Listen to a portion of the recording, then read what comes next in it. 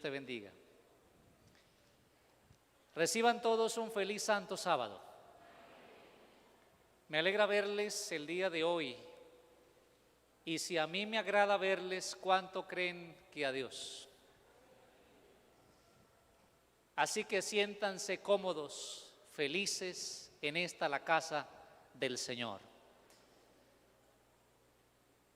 Hoy es un día especial porque estamos haciendo un énfasis que esperamos se quede sembrado en ustedes para toda la vida.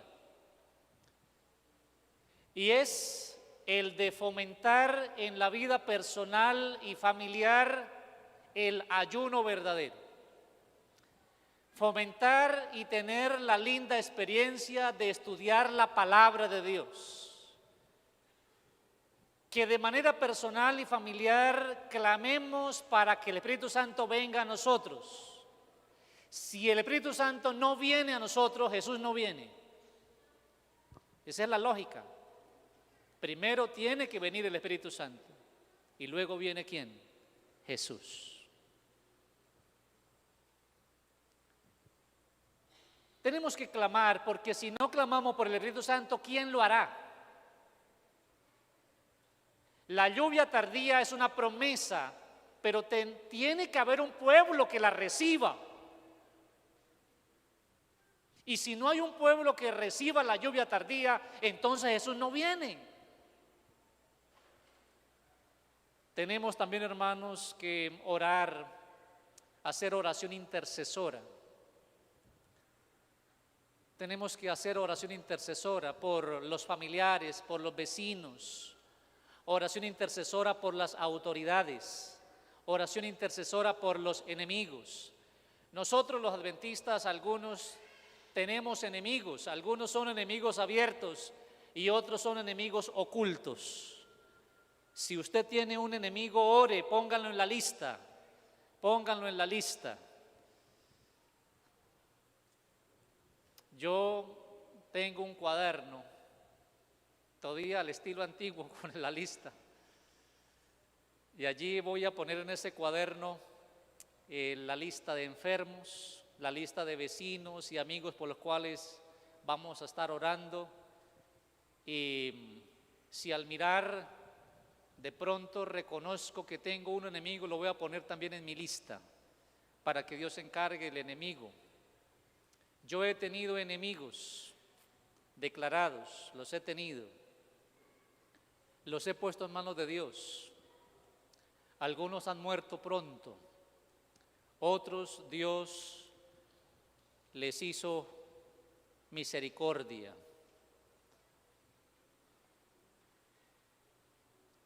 La mayoría que eran enemigos son amigos míos hoy día, pero pasaron también por su prueba. Así que mis hermanos, pongan a los enemigos si los tienen en manos de Dios. Pero los enemigos, escuchen bien, a veces uno tiene enemigos porque uno los busca. Pero a veces uno tiene enemigos sin buscarlos. Simplemente porque uno les cae mal.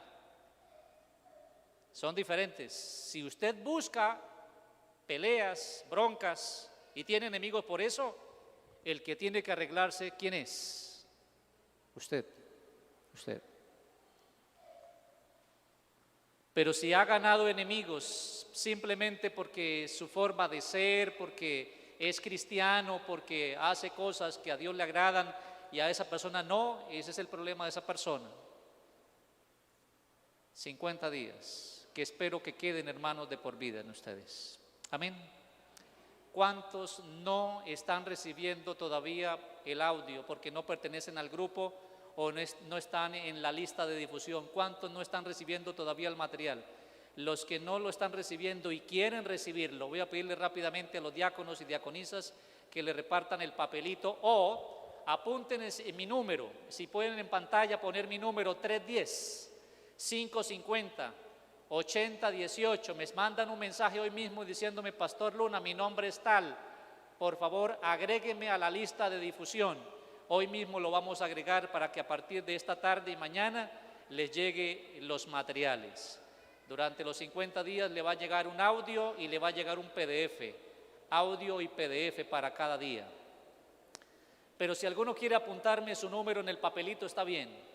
Están recibiendo cada uno un plegable, cada uno. Este plegable es el plegable guía, es la guía. No tiene todo, aquí no está todo, porque imagínense, el proyecto son, creo que 70 páginas. 70 páginas. Esta es nada más un resumen, esto es un resumen. Ustedes van a recibir un PDF todos los días de 2 páginas, a veces uno, en un día solamente una página. El documento son entre 70 y 100 páginas. Ha sido fraccionado para que usted lo reciba día a día.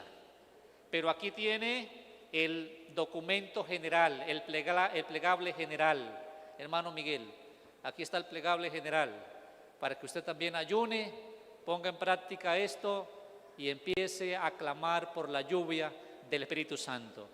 Después de entregar el plegable a todos, hermanos diáconos, si alguno necesita compartirle a un vecino, a un amigo, a algún hermano de otra iglesia, bien puede pedir uno adicional para llevarle a ese amigo, a ese familiar. Me refiero a estos plegables físicos. Pero ya lo tenemos también escaneado y ha sido enviado a los grupos y ha sido enviado por la lista de difusión. Es decir, ustedes pueden acceder también online a este material a través de las redes sociales. También el programa va a estar en YouTube. Nada más pueden poner mi nombre, Manuel Luna Atuesta, entran a mi canal de YouTube y allí van a encontrar ustedes los audios, están en audio, son audios, pero allí hay otras predicaciones antiguas, también en el canal personal. Así que mis queridos, esto era instrucción que quería dar a ustedes. Hemos arrancado con este plan de ayuno. ¿Qué les parece no criticar? ¿Cómo le parece eso? ¿Difícil o no difícil? Es casi natural, ¿cierto?, en nosotros criticar a todos y a todo. No caigan en la trampa de hacer críticas ni al alcalde, ni a los concejales, ni al presidente, ni al gobernador, ni al otro presidente. Déjenlos, oren por ellos, oren por ellos. A veces caemos en la trampa, ¿cierto?, en la crítica. Criticamos todo en la iglesia. Al hermano, criticamos al predicador, criticamos al cantante, criticamos al diácono. Oremos por ellos, hermanos, oremos por ellos. ¿Cuántos quieren, en vez de criticar, hablar bien de los demás? ¿Cuántos quieren hacer eso, hermanos? Ahí lo encontraron en el material que ya fue enviado hoy, en el material del día de hoy. Mencionarles que hay hermanos de otras partes del mundo quienes al enterarse por las redes sociales del plan se unieron. Así que tenemos hermanos en el sur, en el continente, en la parte sur, en la parte norte, en otras partes del mundo, quienes también están llevando o van a llevar a cabo este plan. No solamente ustedes, sino hermanos de otras latitudes, también están vinculados a Levántate y Resplandece, vamos por más. Bien, amigos, ahí está mi número de celular. Si alguno me manda el mensaje, me dice, mira, agrégueme a la lista de difusión, y yo o mi hijo o mi hija los agregan esta tarde de una vez. Gracias, Dios los bendiga. Vamos a orar para presentar la palabra del Señor. No sin antes reconocer que veo varias personas aquí, amigos y amigas, bienvenidos, especialmente ustedes. Veo arriba a Omar Fernando. Omar Fernando es un muchacho que bauticé en el Estadio Alfonso López. ¿Hace cuántos años, Omar? 6 años, creo, cuando vino el pastor Bullón. Ese día bautizamos 100 personas, este servidor. Yo era pastor de la iglesia Sotomayor, y la iglesia Sotomayor hicimos un plan de más de un año, y cuando vino el pastor Bullón llevamos 100 candidatos al bautismo, 100 candidatos. Y allí está Omar Fernando, allá arriba, ese día usted fue uno de los 100. No sé si tenga la camiseta que le dimos, pero bueno, ya es una camiseta de recuerdo. Decía, yo soy uno de los 100. Me alegra verle, Fernando. Dios te guarde. Su amigo, bienvenido. También veo otra familia que el Señor nos bendijo y nos ayudó para llevarlo a los pies de Jesús. A David, niño, a su esposa, Vivian, a sus hijos. Dios los bendiga. Oremos al Señor. Querido Dios y Padre, ahora nos disponemos a estudiar la Biblia. Bendícenos en este estudio. Bendice a cada persona que vino a adorarte. Que en esa persona, sea un niño o sea un anciano, bautizado o no, se cumpla lo que la Biblia dice. Bendito serás al entrar y bendito serás al salir. Que por haber entrado a este templo a escuchar la palabra, reciba bendición. Lo pido en el nombre de Jesús. Amén. Amén. Abran sus Biblias en el Evangelio según San Mateo. Evangelio según San Mateo, capítulo 24.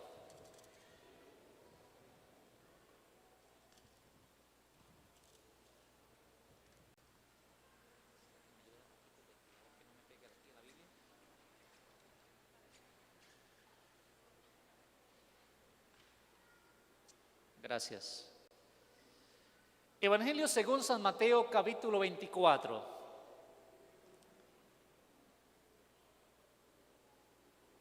Dice la Biblia en el versículo 1 y los siguientes versículos: Jesús salió del templo y cuando ya se iba, se acercaron sus discípulos para mostrarle los edificios del templo.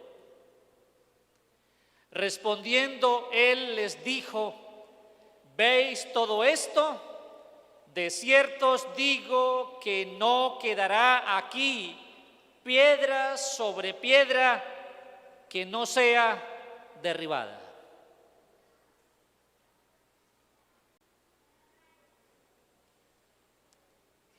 Yo quiero hacer un paralelo de la lectura hecha y de lo que ustedes tienen frente a sus ojos y al lado de ustedes, refiriéndome a este templo.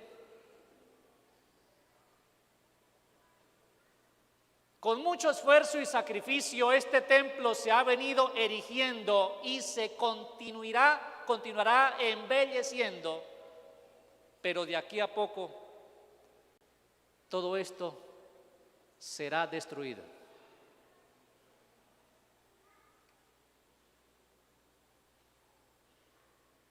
¿No dicen amén?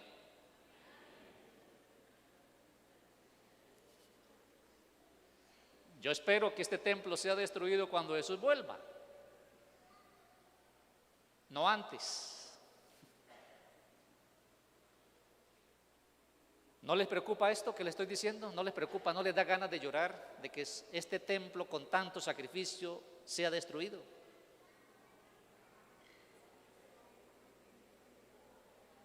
¿Qué dice Alba? ¿No le preocupa eso? ¿No le da sentimiento, ganas de llorar? ¿Cuántos lloraron el día que hubo el corto aquí y la amenaza de fuego? ¿Cuántas personas lloraron, verdad? Varios lloraron. El templo se nos va a quemar. ¿Cuántas frases hubo ese día? Señor, pero con tanto sacrificio, que algunos le reclamaron al Señor.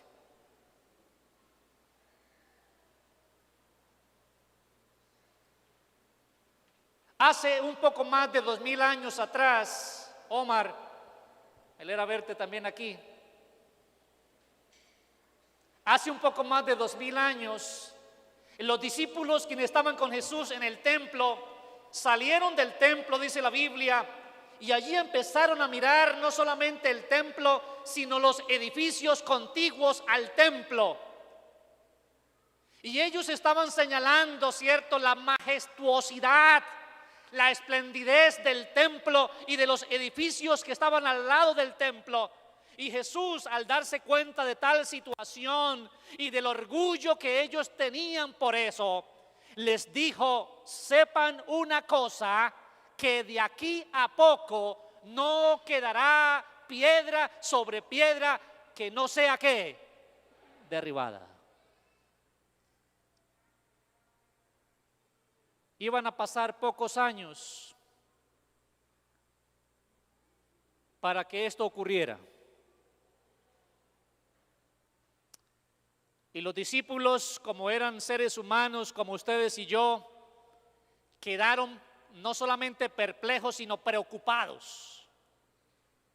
Quedaron preocupados. Porque para ellos era lo máximo. Para ellos el centro de adoración giraba en torno al templo.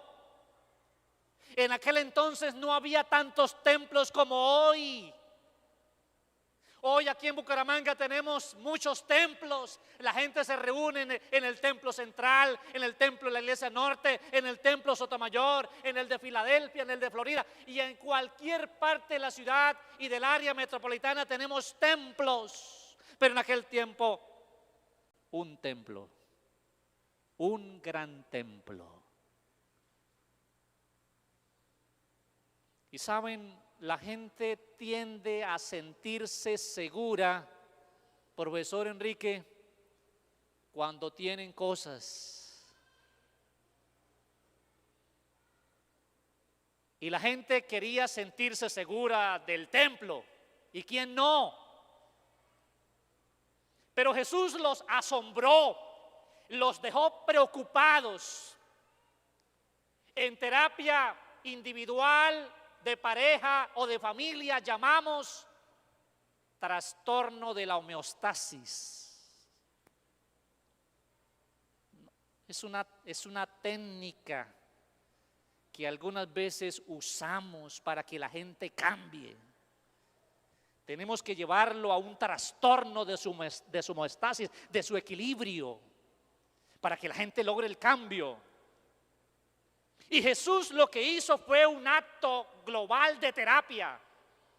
Ustedes tal vez no se han dado cuenta, pero les voy a mencionar aquí rápidamente. Este proyecto espiritual contiene más de 5 elementos importantes. No solamente la parte espiritual, aquí hay terapia de restauración individual, terapia, restauración de pareja, terapia, restauración familiar. Aquí, hermanos, hay contenido misionero, aquí hay contenido que tiene que ver con el desarrollo del carácter. Más de 5 elementos contenido en esto que ustedes tal vez, si lo estudian de manera clara, los van a encontrar. Todo esto con el propósito de una transformación, de un cambio, de una renovación de la mente, Gabriel, de una renovación del espíritu, Dixon, de una restauración general para que haya una conversión real y genuina en los niños, en los jóvenes, en los adultos e incluso en los adultos mayores. Porque cuando Jesús venga, Él va a llevar templos vivientes. ¿Qué va a llevar? Templos vivientes, Marina, templos vivientes.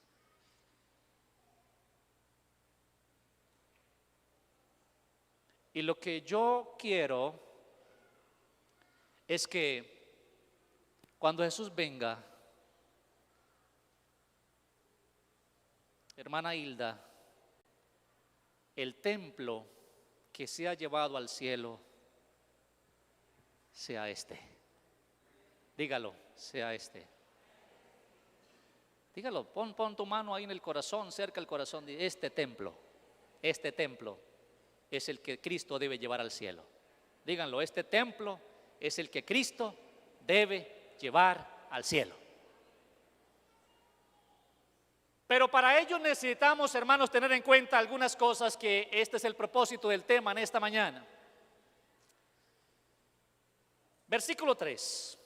estando él sentado, hablando de Jesús, en el monte de los Olivos, los discípulos se le acercaron aparte diciendo: dinos cuándo serán estas cosas y qué señal habrá de tu venida y del fin del mundo. Ya era otro escenario, no era el templo. El primer evento ocurrió cerca del templo. El segundo evento ocurrió en un monte. Los discípulos estaban pensando, Gabriela, los discípulos estaban pensando, ¿qué quiso decir Jesús con que no quedará piedra sobre piedra? Ellos estaban allí pensando, ¿qué quiso decir? ¿Qué será eso? Y entonces, aprovechando la ocasión, estando arriba en el monte, ellos se acercan una vez más. Ahora lo toman a solas, ¿cierto? Lo llevan aparte. Voy a pedirles que ustedes se pongan de pie. Allí están los discípulos. Y vamos a suponer que el hermano Lenin, esto era Jesús, así que los discípulos se acercan al lado de Jesús y le preguntan: dinos, ¿cuándo serán esas cosas de las que habló el otro día? ¿Y cuándo será el fin del mundo? ¿Qué señales habrá acerca de eso?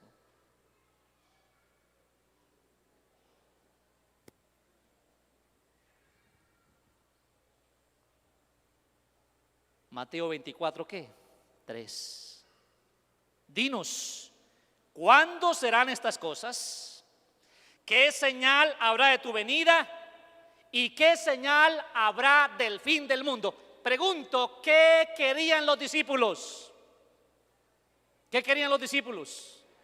Edwin, ¿qué querían los discípulos? ¿Querían qué? Querían una fecha. ¿Querían qué, hermanos? Una fecha. ¿Cuándo? ¿Cuándo? ¿Cuándo?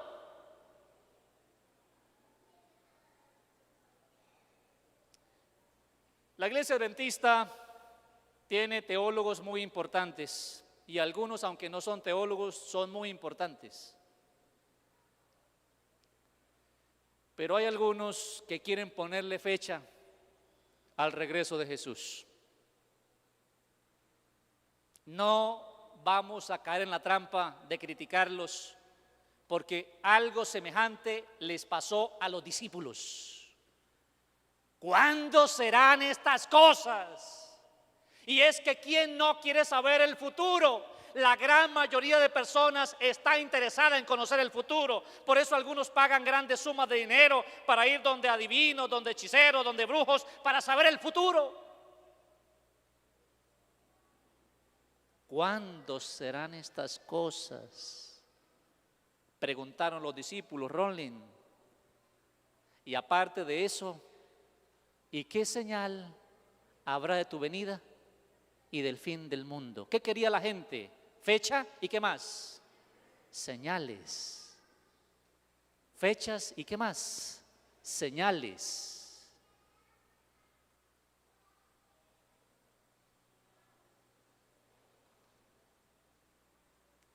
¿Qué señales hablan de la venida de Jesús? Díganme ustedes así rápidamente. ¿Qué señales? A ver, ¿qué señales indican la proximidad de la venida de Jesús? Guerras, ¿qué más? Rumores de guerras, falsos cristos, ¿qué más? Terremotos, hambres, pestilencias, inmoralidad. El amor se enfriará. ¿Qué más? Hijos contra padres, padres contra hijos.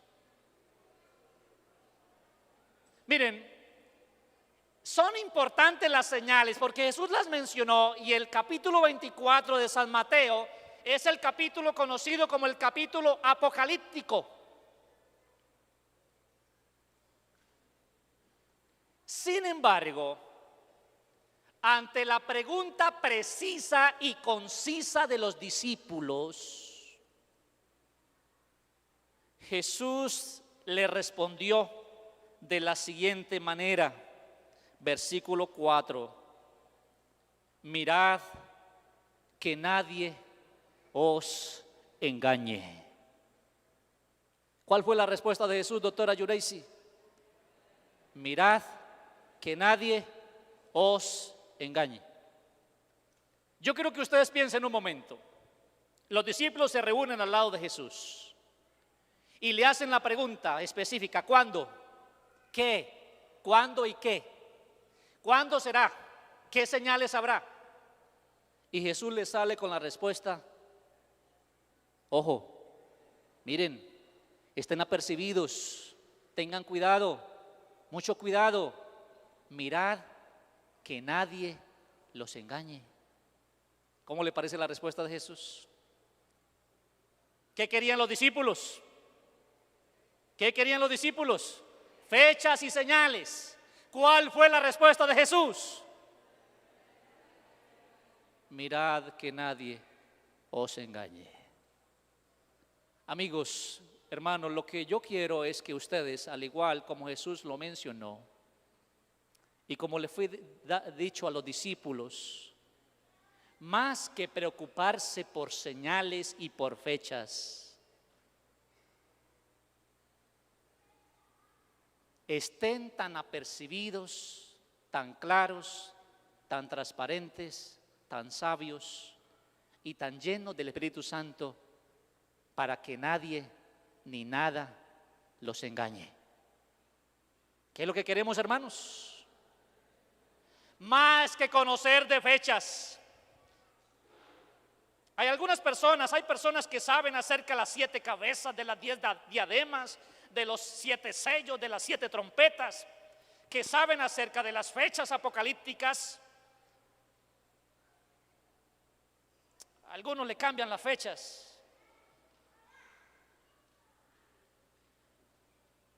Y hay gente experta en el libro de Daniel, Daniel capítulo 2, capítulo 7, en Daniel capítulo 9 y en el capítulo 12.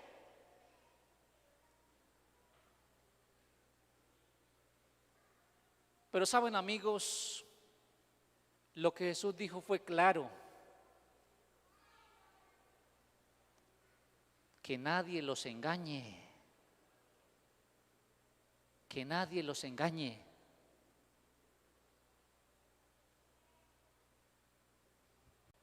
Y para que nadie nos engañe, ¿qué creen que se necesita, queridos amigos? A ver, para que nadie nos engañe, ¿qué se necesita?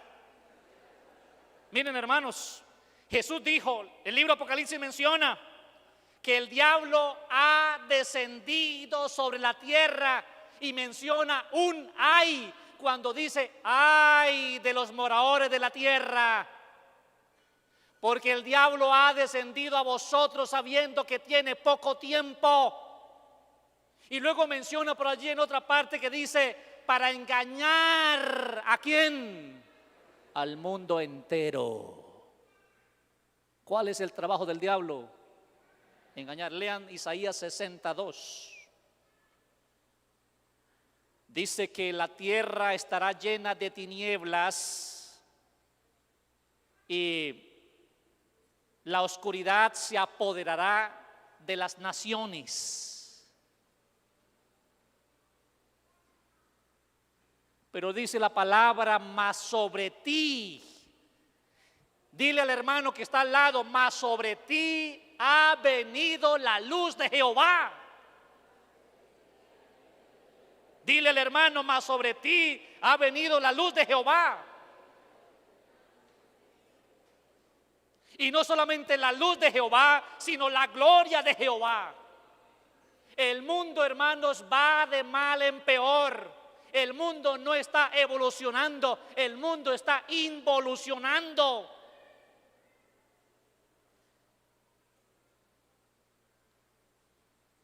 Aunque el mundo y las naciones estén arropadas de oscuridad, dice la Biblia, mas sobre ti ha venido la luz de Jehová y la gloria de Jehová ha venido. ¿Cuántos dan honra y gloria a Dios porque Dios nos ha alumbrado con su luz y con su gloria? No somos nosotros los que alumbramos. No tenemos luz propia. Somos como la luna que dependen del sol para recibir la energía del sol, para luego darla a la tierra. Nosotros somos como el satélite lunar. Tenemos que recibir la luz de Dios. Para no ser engañados, tenemos que conocer a Dios. Para no ser engañados, ¿qué tenemos que hacer? Conocer a Dios. Y conocer a Dios se logra a través de una experiencia de estudio de la Biblia, a través de la oración, a través de la confesión, a través del arrepentimiento, la conversión y a través de un testimonio personal a favor de otras personas. Conocer a Dios es la clave. ¿Hablas con Dios? ¿Dios te habla? En una reunión de ancianos, con los ancianos de esta iglesia, un anciano me preguntó: pastor, ¿y cómo es que Dios le habla?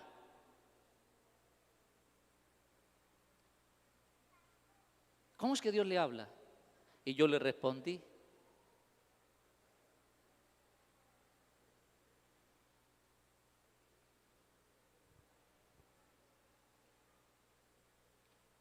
el diablo está engañando. ¿Y a quién quiere engañar el diablo? ¿A quién quiere engañar el diablo?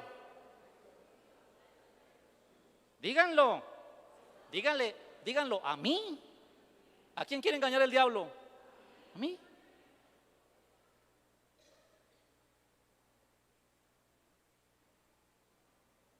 Yo quiero que vayamos a la Biblia y miremos un caso. Abran sus Biblias en el libro primero de Reyes, el capítulo 13. Primer libro de Reyes, capítulo 13. Y vamos a buscar de la palabra del Señor una situación que nos indica que incluso siendo de los más cercanos a Dios, podemos, si no tenemos espíritu de discernimiento y si no nos aferramos a la palabra de manera clara, podemos ser engañados. Primer libro de Reyes, capítulo 13. Abran sus Biblias allí y vamos a leer de la palabra del Señor. Dice la Biblia: mientras Jeroboam quemaba el incienso junto al altar, Jeroboam era rey de Israel, no el rey de Judá, sino el rey de Israel. Dice: un hombre de Dios vino de Judá a Betel, enviado por Jehová, y aquel clamó contra el altar por mandato de Jehová y dijo: altar, altar, así ha dicho Jehová. A la casa de David le nacerá un hijo llamado Josías. Miren, Dios conoce el futuro. El cual sacrificará sobre ti a los sacerdotes, de los cuales, de los lugares altos que queman sobre ti incienso, y sobre ti quemarán huesos de hombres. Ese mismo día dio una señal diciendo: esta es la señal de que Jehová ha hablado. El altar se quebrará y la ceniza que está sobre él será derramada. Y cuando el rey Jeroboam oyó la palabra del hombre de Dios que había clamado contra el altar de Betel, extendiendo su mano desde el altar, dijo: prendedle. Pero la mano que había extendido contra el hombre de Dios se le secó y no la pudo enderezar. Yo quiero recrear la escena. En un lugar por allí en Betel estaba un rey quien no había sido facultado por Dios para hacer lo que estaba haciendo. Y había llegado a la conclusión: ¿para qué ir a adorar allá en Jerusalén? Aquí podemos adorar también.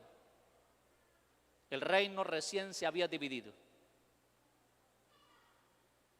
Y a Jeroboam se le dio por empezar a quemar incienso en el altar, pero no era sacerdote. Y estando cumpliendo con ese oficio no mandado ni autorizado para él, Dios le envió un profeta. Anduvo varios kilómetros, llegó hasta allí y se lo encontró allí. y estaba oficiando. Y el profeta empezó a profetizar, porque el oficio del profeta es profetizar.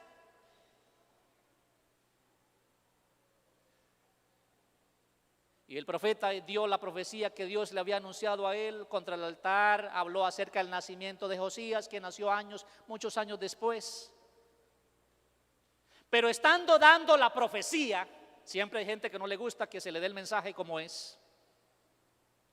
El rey se ofendió, se enfadó contra el profeta, y estando allí en ese ofrecimiento, entre comillas, a Dios, entonces al no gustar de la profecía dada, dijo a sus ayudantes: préndanlo, préndanlo, échenle mano. Y él mismo quiso echarle mano, pero cuando lo hizo, su mano, ¿qué pasó? Su brazo se le secó.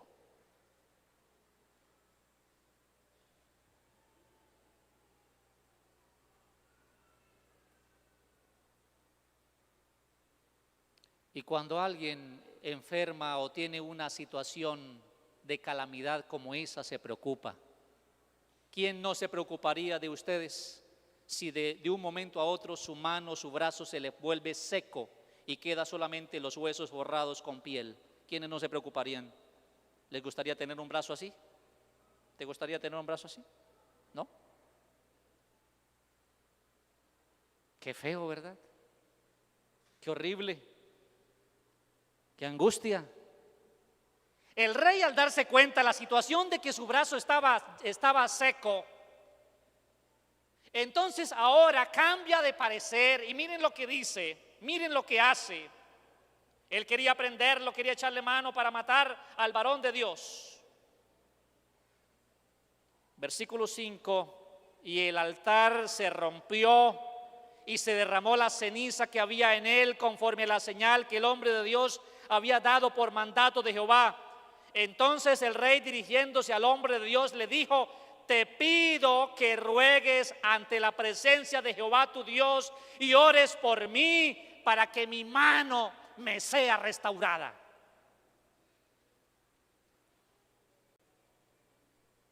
¿Y quién no? ¿Quién no? Pero saben, algunos solamente piden oración en el momento de la prueba. Oren por mí, oren por mí en el momento de la prueba, en el momento de la aflicción, en el momento del apuro. Pero después, ¿qué pasa? Se olvidan de Dios. Y el rey no quería ir a su casa con ese brazo como estaba, tan feo. Él no quería que su esposa lo viera así, no quería que sus hijos lo vieran así, no quería que la gente lo viera así, porque era rey. Ore por mí. Y dice el versículo 6, la última parte: y el hombre de Dios oró a Jehová, y la mano del rey se le restauró y quedó como era antes. Un hombre orando por su enemigo. ¿Un hombre qué? Orando por su enemigo. A veces nosotros oramos para que los enemigos se vayan del vecindario, ¿verdad? Del conjunto, que se vaya el vecino, que se muera el vecino. Pero hemos de orar: Señor, por favor, entrego en tus manos a mi vecino, ayúdalo para que él cambie, ayúdame para que yo sea un agente restaurador de él, un apoyo. Quizá muchos de esos van a cambiar, pero algunos son obstinados y no cambian, y ya Dios se encargará de ellos. Pero miren que este varón de Dios, ante el pedido del enemigo, que segundos antes había extendido su mano para prenderlo y para matarlo, ahora cuando le pide por favor que ore por mí para que mi mano sea restaurada y quede como antes, el varón de Dios oró. El varón de Dios oró. ¿Y qué pasó con el brazo del rey? Y dice: quedó como era antes. Y el rey dijo al hombre de Dios: ven conmigo a casa y comerás, y yo te daré un presente. Pero el hombre de Dios respondió al rey: Aunque me dieras la mitad de tu casa, no iría contigo, ni comería pan, ni bebería agua en este lugar, porque así me está ordenado por mandato de Jehová, que me ha dicho: no comas pan, no bebas agua, ni regreses por el mismo camino. ¿Cuál era el mandato de Dios al varón de Dios? ¿Cuál fue el mandato específico? No comas pan, no bebas agua, no regreses. ¿Por qué? ¿Qué estaba haciendo? ¿Qué mandó Dios a hacer a este varón? ¿A qué lo mandó a hacer? Lo mandó a ayunar. ¿A qué lo mandó? A ayunar. ¿Quién lo mandó? Dios. No comas pan, no bebas agua y no regreses por el mismo ¿qué? Camino. ¿Cómo le parece eso, hermano Donaldo? ¿Cómo le parece? Que Dios le diga a uno: no comas pan, no bebas agua, no regreses por el mismo camino.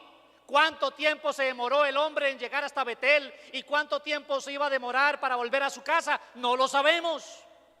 Pero lo que sí sabemos de manera clara es que Dios le dijo de manera contundente, específica: no comas pan, no bebas agua, no regreses por el mismo camino. ¿Lo tenía claro el profeta? ¿Sí lo tenía claro? Sí lo tenía claro. Ante el ofrecimiento del rey, imagínense, ¿a quién no le gustaría ir a la casa de un rey? ¿A cuánto le gustaría ir a la casa de los reyes? A ver. Siempre hay varios. ¿A cuánto le gustaría ir a la casa de Nariño y comer con el presidente Duque pronto un día? Sí, puede. Y más si le dijera: oiga, te voy a nombrar gobernador de Santander. Ven a Palacio, porque te voy a nombrar gobernador. Voy a hacer todo lo posible porque el gobernador salió y entonces tengo la facultad, aprovechando la coyuntura, para nombrarte.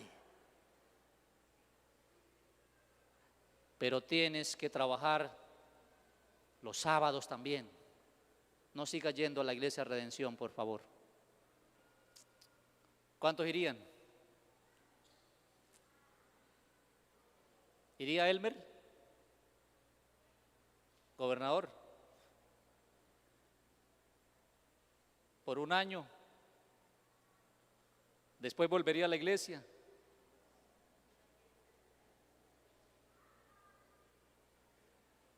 Un hermano un día trabajaba en Ecopetrol, el hermano me dijo: pastor, vengo a pedirle permiso para algo. Le dije: ¿para qué, hermano? Dijo: para que me autorice trabajar 3 meses los sábados. ¿Y cómo así, hermano? ¿Acaso crees que yo soy Dios? No, pastor, lo que pasa es que, como usted sabe, yo soy diácono y entonces pues voy a trabajar el sábado en la compañía y necesito que me autorice que esos 3 meses pues yo trabaje y luego siga normal en la iglesia. Le dije: no, hermano, no puedo hacer eso. Y el hermano se fue a trabajar los sábados. La iglesia lo disciplinó. La iglesia lo disciplinó. El hermano lloró, pero un día fue a mi casa y me dijo: pastor, aprendí la lección. No tanto por la disciplina, sino por lo que Dios le enseñaba cada sábado cuando él estaba trabajando en la empresa.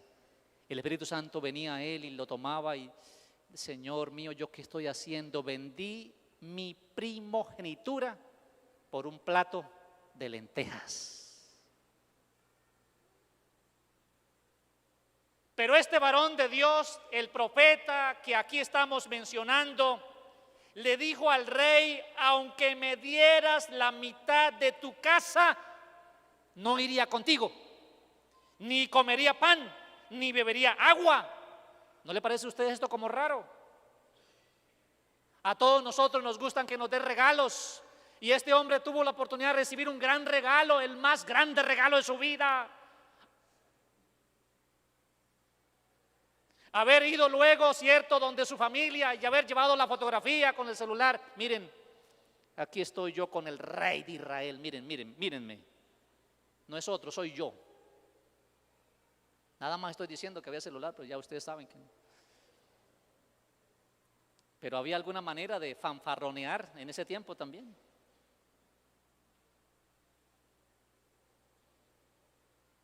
Pero no lo hizo. ¿Por qué no lo hizo? ¿Por qué no lo hizo? ¿Por el mandato de quién? De Dios. ¿Qué había dicho Dios? No pan, no agua, no regrese por el mismo camino. Pero miren, hermanos, vamos a mirar el desenlace. Regresó, dice el versículo 10, pues por otro camino. ¿Estaba haciendo bien o estaba haciendo mal? Estaba haciendo bien. Y no volvió por el camino por donde había ido a Betel. Vivía entonces en Betel un viejo profeta. Vino su hijo y le contó todo lo que el hombre de Dios había hecho aquel día en Betel. Y le contaron también a su padre las palabras que había dicho el rey. Y su padre les dijo: ¿por qué camino se fue? Y sus hijos le mostraron el camino por donde se había regresado el hombre de Dios que había venido de Judá. Y él les dijo: ensilladme un asno. Y ellos le ensillaron el asno y él lo montó y se fue tras el hombre de Dios y lo encontró sentado debajo de un árbol, debajo de una encina. Y le preguntó: ¿eres tú el hombre de Dios que vino de Judá? Y él dijo: yo soy. Pensando un poco, unos muchachos llegaron a la casa y estaban felices y contando. Imagínense lo que pasó en el templo y el altar se rompió. Y en eso el viejo profeta dijo: ¿qué fue lo que pasó? Y empezaron a contarle detalle por detalle. Imagínense que el rey quiso prenderlo y la mano se le secó. Y luego ese hombre oró y la mano se le restauró. Y el viejo decía: oh, ese hombre, ¿quién será? ¿Por dónde se fue? Y los muchachos le dijeron: papá, se fue por ese camino.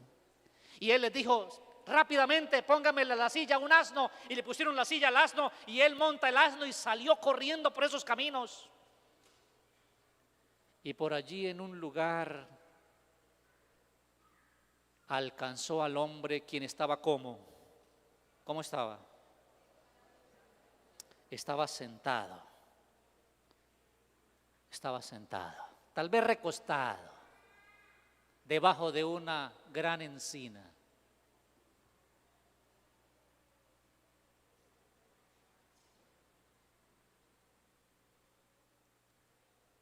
El viejo le preguntó: ¿eres tú el profeta que vino de Judá?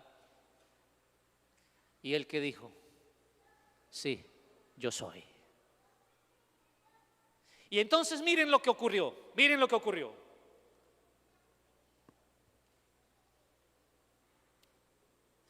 Ven conmigo a casa, le dijo, y come algo.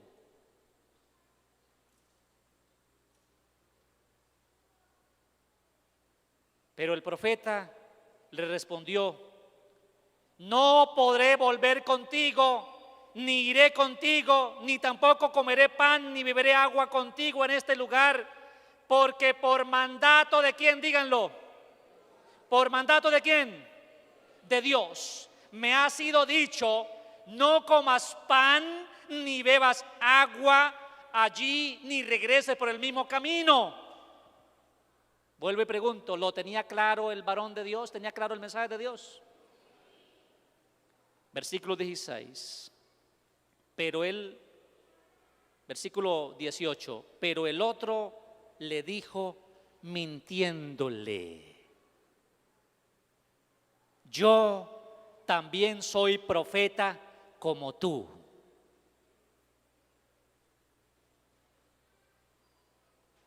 ¿Era profeta o no era profeta? A ver, ¿si era profeta o no era profeta el viejo? ¿Cuántos creen que no? Levanten la mano los que creen que no. Arriba, ¿era profeta o no era profeta? ¿Cuántos creen que sí era profeta? Y entonces los demás que no saben o no responden. ¿Sí era profeta?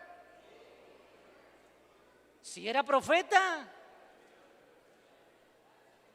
Acuérdense que había un viejo profeta, ya lo leímos, que había un viejo profeta y sus hijos llegaron para decirle: miren, esto pasó. era un profeta ya veterano, era un profeta veterano. ¿Por qué entonces dice que este le dijo algo mintiéndole? ¿En qué le mintió? ¿En que era profeta o en qué le mintió? Vamos a descubrirlo, estamos estudiando la Biblia. Dice, el otro le dijo mintiéndole: yo también soy profeta como tú, y un ángel me ha hablado por mandato de Jehová diciéndome: tráele contigo a tu casa para que coma pan y beba agua.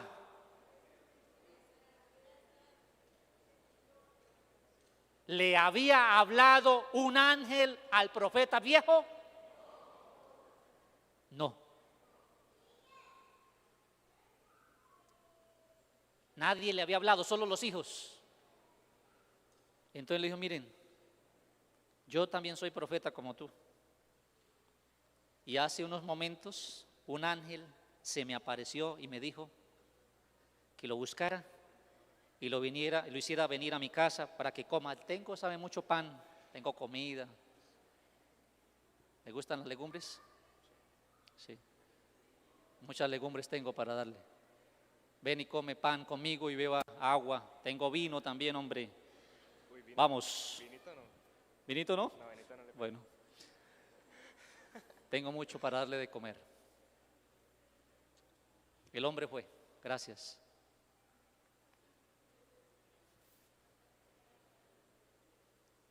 A ver, yo quiero que ustedes estén reflexionando. ¿Qué había dicho Dios? No vuelvas por el mismo camino. No comas, no bebas. ¿Qué le dijo el viejo profeta? Se me apareció un ángel y él me dijo que lo hiciera volver. Ante eso, ¿qué hizo el joven profeta? ¿Qué hizo? ¿A quién le creyó? ¿A quién le obedeció? Díganme ustedes, ¿a quién le creyó? ¿Le creyó al profeta viejo? ¿Y le obedeció a quién? Al profeta viejo. ¿Por qué, doctor Nelson Iván, este hombre que era profeta de Dios, de un momento a otro cambió de parecer? ¿Por qué cambió de parecer de un momento a otro? Si momentos anteriores le había dicho al rey: no iré contigo, no comeré pan, no beberé agua, aunque me dieras la mitad de tus bienes, de tu casa, no iría contigo. Es decir, el profeta estaba claro. ¿Y por qué minutos después hace todo lo contrario?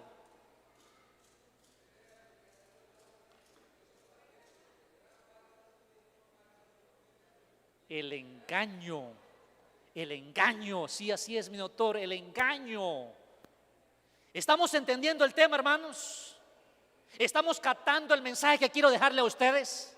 Cuando Jesús dijo: mirad que nadie os engañe, eso fue lo que Jesús quiso decir: mirad que nadie os engañe. El rey no pudo convencer al profeta, pero ¿quién lo convenció? ¿Quién lo convenció? A ver, ¿quién lo convenció?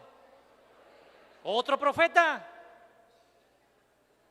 Otro profeta. ¿Qué quiere decir esto?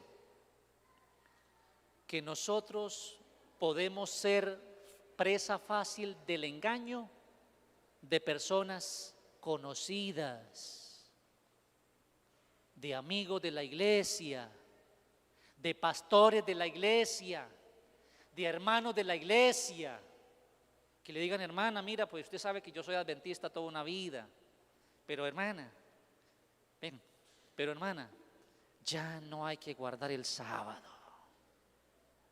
Es el martes, el día de descanso. Es el martes. Y usted dice: pero es el pastor. Es el pastor. ¿Qué puede decir la hermana? ¿Verdad? Es el martes. Porque el pastor me lo dijo.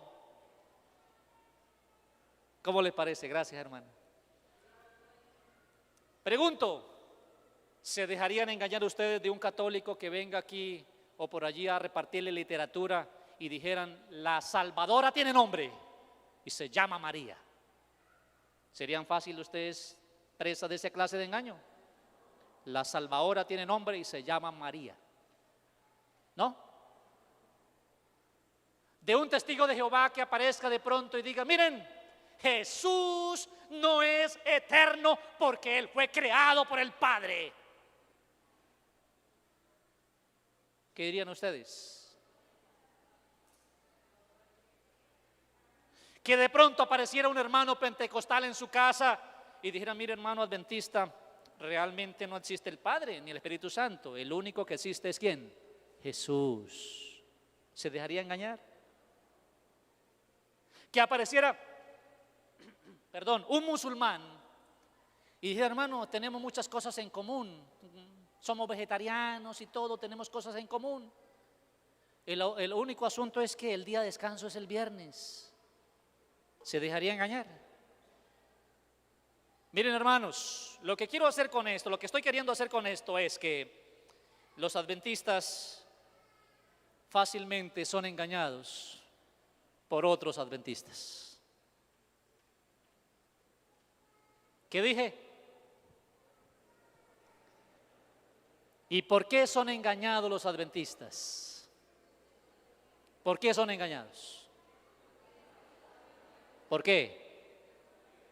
No miran, porque los adventistas, algunos, se han acostumbrado a vivir sin mirar a quien deben mirar. Cuando la Biblia dice: mirad a mí y sed salvos. ¿A quién debemos mirar? ¿Qué dice el profeta Isaías? Cuando allí se menciona en Isaías: miradme a mí y sed salvos. ¿A quién debemos mirar? A Dios. No al hombre, Brenda, no al hombre, no. Miradme a mí y sed salvos. Voy concluyendo con esto. Moisés, gran líder, no ha habido otro como él, aparte de Jesús. Yo lo admiro a Moisés, sus obras, su liderazgo. Un día apareció un hombre llamado Coré. Eran conocidos, familiares tal vez. Y junto con Coré estaban Datán y Abirán. Y Coré enfrentó a Moisés y le dijo: ¿acaso es que Dios solamente habla por ti? Le dijo así en tono fuerte.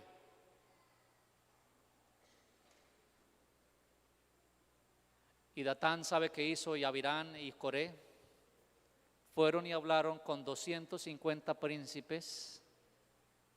¿250 qué? Ojo, hermanos ancianos de la iglesia, ojo. Hermano Jairo, hay que tener mucho cuidado, porque a veces los que son engañados son los líderes. Resulta que Coré fue y habló con 250 príncipes y los convenció.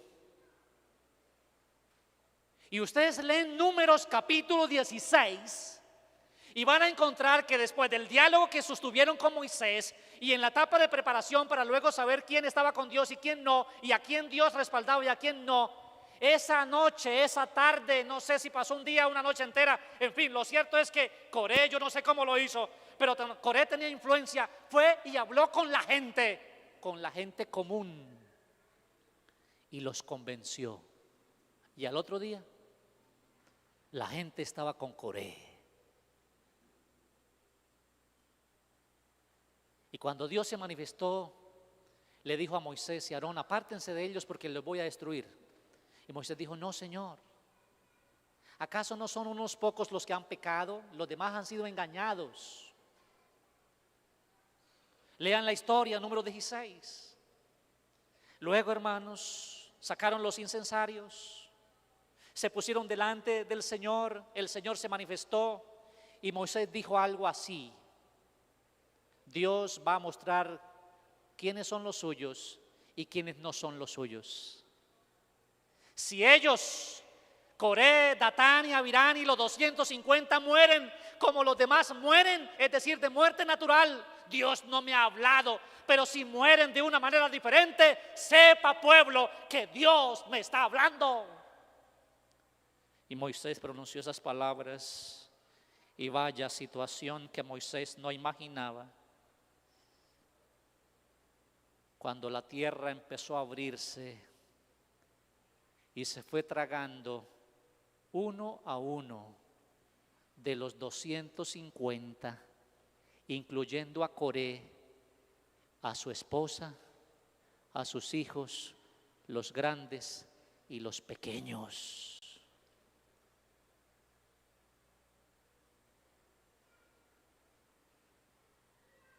Mirad que nadie os engañe.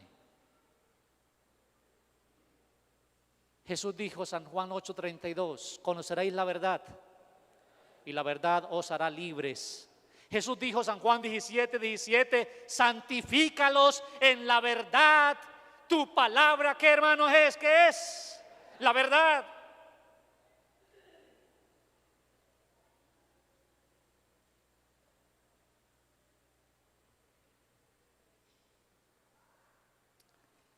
Que el estudio de la Biblia, la oración, el ayuno y el clamor por el Espíritu Santo te acompañen hoy, mañana y siempre. No queremos 50 días, queremos toda una vida llena del Espíritu de Dios. ¿Cuántos de los aquí presentes desean poner en práctica este plan que luego se va a continuar y a perpetuar, llamémosle así, en su vida hasta cuando Cristo vuelva, de tal manera que seamos hallados entre los justos y los que heredan el reino de Dios? Poniéndose de pie, ¿cuántos declaran: yo y mi casa serviremos a Jehová?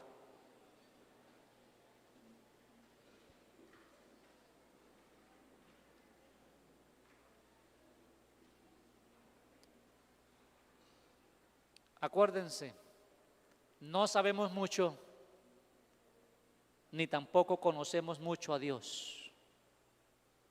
Sabemos poco y poco conocemos a Dios. Por lo tanto, hay mucho que podemos hacer. Conocer más al Señor, aprender más de Él, Kelly, para que Dios nos llame con nombre. Y en el día postrero, hermano César, podamos decir: heme aquí, aquí estoy, llévame contigo. Que las palabras del himno que vamos a cantar sean una realidad en su vida. Oren por este servidor. Oren por ustedes y oren por otras personas. No hagan esto solamente por ustedes, no tendría razón. Háganlo por otros, para que también sean salvos. Que Dios los bendiga.